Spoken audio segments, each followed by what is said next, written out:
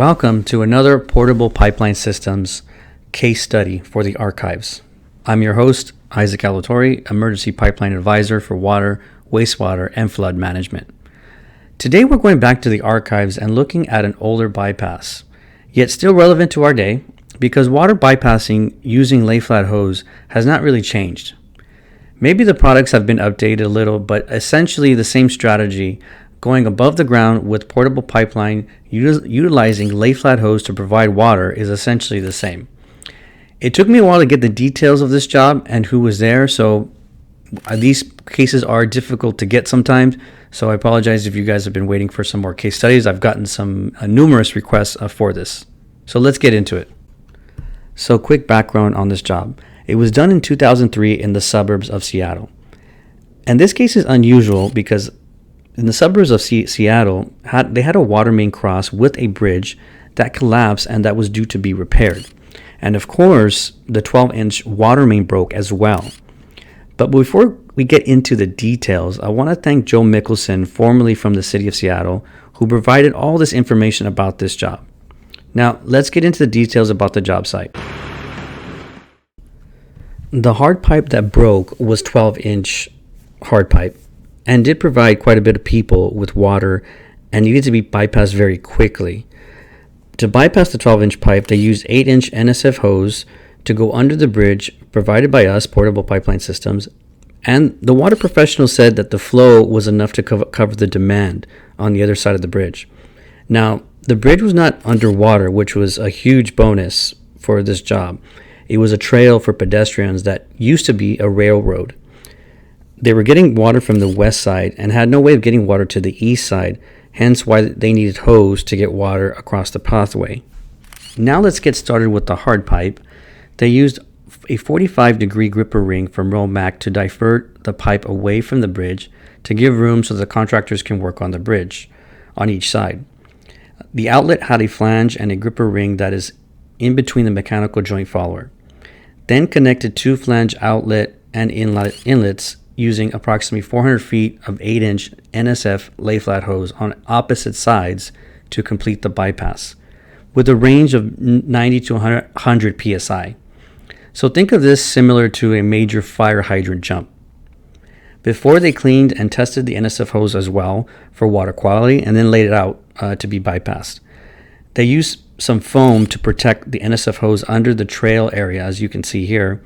Also, you might be wondering, how long was the hose out there?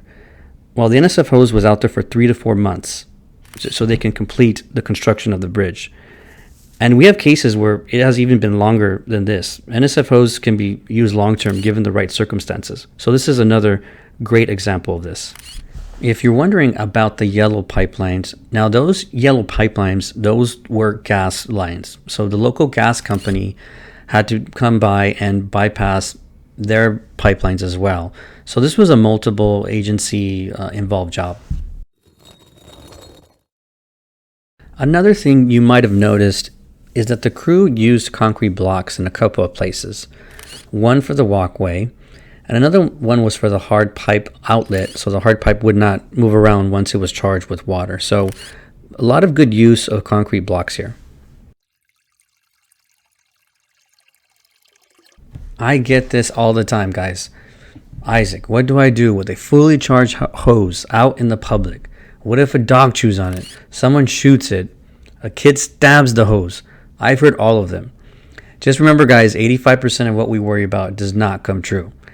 Well, here's a solution to this problem, which I loved. This is how Seattle dealt with this concern. They installed temporary construction fencing around the hose and laid visqueen plastic sheeting on the fence. And their view on this was it's out of sight and out of mind. And it worked. They had no public problems with this method whatsoever. So a great solution that maybe your utility can use during a bypass. What are some of the benefits for using Layflat hose on this job? I'm going to give you 3. Number 1, ease of use. It took only 1 hour to complete the bypass with NSF hose. Not bad. Number 2, Joe, one of the supervisors on duty for this job, said getting hard pipe there would have been difficult. Just the equipment alone for the hard pipe plus the heavy hard pipe would have been much more cumbersome. And when you take a look at this gully that they bypassed, it would have been difficult not to block the pathway. Number 3, using lay-flat hose was a great way to equalize high pressure water when going from wet fire hydrant to dry fire hydrant. You avoid snapping your fire hydrant stem.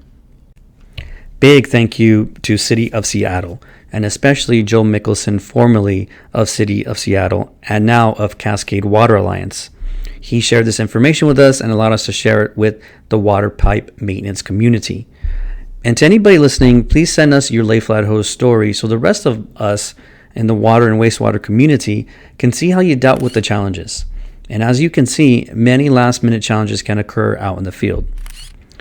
Well, please contact us for a quote on developing your own bypass program, or you can sign up for our newsletter to get these videos directly into your inbox, or subscribe to one of our social media channels that will be provided in the description below. Thank you for your time, and think ahead.